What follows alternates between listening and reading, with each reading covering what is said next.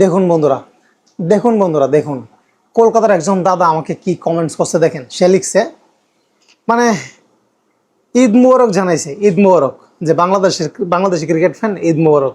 তো আসলে দেখেন ভাই, এত খুশি হওয়ার কিছু নাই। হার জিত খেলারই অংশ, হার জিত খেলারই অংশ।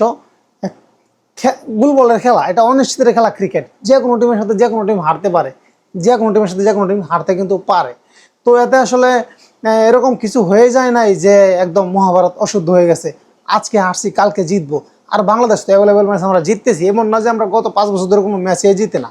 হ্যাঁ, বাংলাদেশের ক্রিকেটাররা যেভাবে খেলে, আমাদের ক্রিকেট টিমের ক্রিকেটের যে অবকাঠামো, যে ঘরোয়া ক্রিকেটের যে দুর্দশা, যে অবস্থান, আমরা যে মাঝে মাঝে যে জিতি এটাই বেশি, মাঝে মাঝে যে জিতি এইটাই বেশি। আর জিম্বাবুয়ের সাথে আমরা হারছি, এতে আমরা তো আপসেট না, হারতেই পারি। জিম্বাবুয়ে কি টিম না? হ্যাঁ, জিম্বাবুয়ে ভালো টিম।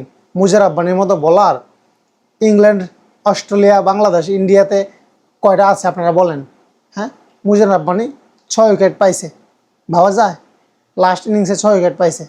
চিন্তা করেন কি একটা বলার, কি দুর্দান্ত তার হাইট, তার ফেস, তার সুইং, বাউন্সার। হ্যাঁ, কিসের জুপরা আর্চার, আর কিসের মিচেল স্ট্রাক, কিসের জাসপ্রীত বুমরা, কিসের নাহিদ রানা। হ্যাঁ, জিম্বাবুয়ে ভালো টিম। ক্রিকেট মাঠে নামলে প্রতিপক্ষকে কখনো দুর্বল ভাবা যাবে না।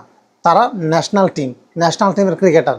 তো বাংলাদেশ একটা ম্যাচ হারতেই পারে, এতে আসলে ঈদ মোবারক জানানোর মতো কিচ্ছু হয় নাই। আর ঈদ মাত্র কয়েক মাস আগে গেছে, আরেকবার ঈদ সামনে আসতেছে। ঠিক আছে, এত অগ্রিম ঈদ মোবারক দেওয়ার কোনো প্রয়োজন নাই। ভালো থাকবেন। ক্রিকেটের জন্ম হয়েছে ইংল্যান্ডে, আর মৃত্যু হয়েছে এই বাংলাদেশে, এই লাল সবুজের বাংলাদেশে। ক্রিকেটের মৃত্যু জিম্বাবুয়ের মতো একটা টিমের কাছে এই বাংলাদেশ, এই শক্তিশালী বাংলাদেশ লজ্জাজনকভাবে 3 উইকেটের বিনিময়ে পরাজিত হয়েছে।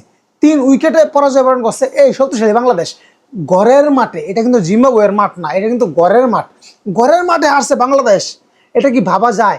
যে জিম্বাবুয়ে, কি বলবো, জিম্বাবুয়ে ক্রিকেটে আছে যে, এটাই অনেক কিছু। জিম্বাবুয়ে জিম্বাবুয়েন ক্রিকেট বোর্ড থেকে কিচ্ছু পায় না ভাই, কিচ্ছু পায় না। আচ্ছা, যারা ভিডিওটা দেখতেছেন, আপনাদের কাছে আমার প্রশ্ন, যেমন বাংলাদেশ ক্রিকেট বোর্ডের নাম কি বলে? বিসিবি। ইন্ডিয়া ক্রিকেট বোর্ডের নাম কি? বিসিসিআই।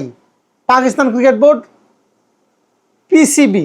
তো এমন কিন্তু আমরা অনেক কিছুই জানি, কিন্তু জিম্বাবুয়ে ক্রিকেট বোর্ডকে কি নামে ডাকা হয়? হ্যাঁ, ইসিবি, বিসিবি, পিসিবি, সিসিবি, হ্যাঁ, নাকি ডিবিবি? কি কেউ বলতে পারবেন না, কারণ তাদের ক্রিকেট অবকাঠামো এতটা মজবুত না যে ক্রিকেট বোর্ডের নামটা আপনি জানবেন।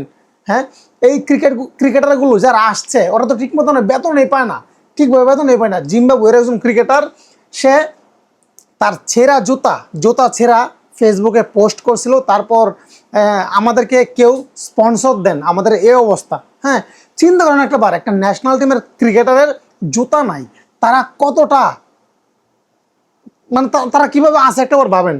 হ্যাঁ, তাদের আর্থিক অবস্থা কিরকম, ক্রিকেট বোর্ড থেকে কি পাচ্ছে আর কি না পাচ্ছে। আর যদি আপনি বাংলাদেশের কথা বলেন, গত একটা উদাহরণ টানতে হয় আমার, গত কয়েক মাস আগে একটা টক শোতে দীনেশ কার্তিক দাদা ইন্ডিয়ার, সে বলছে বাংলাদেশ ক্রিকেট বোর্ড এরকম একটা ক্রিকেট বোর্ড, যে ইন্ডিয়ান ক্রিকেট বোর্ড বিসিসিআই এর পরেই বাংলাদেশ ক্রিকেট বোর্ডের স্থান আর্থিক অবস্থার দিকে খুবই সচ্ছল। হ্যাঁ, কোনো দেনা ফেনা, কোনো যায় ঝামেলা নাই, এতটাই শক্তিশালী cricket board Bangladesh cricket board, ইন্ডিয়ার পরেই। আর সেই ক্রিকেট বোর্ডের ক্রিকেটাররা কি খেলে, এরকম একটা মন্তব্য কিন্তু করছে দীনেশ কার্তিক দাদা। আমারও সেম কথাই, আমিও দীনেশ কার্তিক দাদার কথাটা আবারও রিফ্লে আনতে চাই, ব্যাকে আনতে চাই, যে এই বাংলাদেশের ক্রিকেটারদের বেতন গত মাসেও কিন্তু বেতন বাড়ছে। তো বেতন বাড়ার কি এই প্রতিফলন? হ্যাঁ, যে ক্রিকেটাররা ক্রিকেট বোর্ড থেকে কোনো বেতনই পায় না, তারা আমাদেরকে হারিয়ে দিল এত লজ্জাজনকভাবে, তাও আবার ঘরের মাঠে এসে। কিরে ভাই, হ্যাঁ, বাংলাদেশ ক্রিকেট টিম একটা সিরিজ জিতলে তারা কোটি কোটি টাকা বোনাস পায়, কিন্তু হারলে তো কিছু পায় না, কিছু আসলে আমি জানি না মূল সমস্যা আসলে কোথায়। আমাদের বাংলাদেশের ক্রিকেটটা কি কেনিয়ার মতো হয়ে যাবে? হ্যাঁ, আমার তো মনে হয় এরকমই হবে। জন্ম হয়েছে ইংল্যান্ডে, মৃত্যু হবে বাংলাদেশে। ছি, আমি একজন বাংলাদেশের ক্রিকেট ফ্যান হিসেবে আমি লজ্জিত আছি। এই দিনটার জন্য আমি কখনোই প্রস্তুত ছিলাম না। হ্যাঁ, জিম্বাবুয়ের সাথে হার, যে টিম জিম্বাবুয়ে বেতনই পায় না।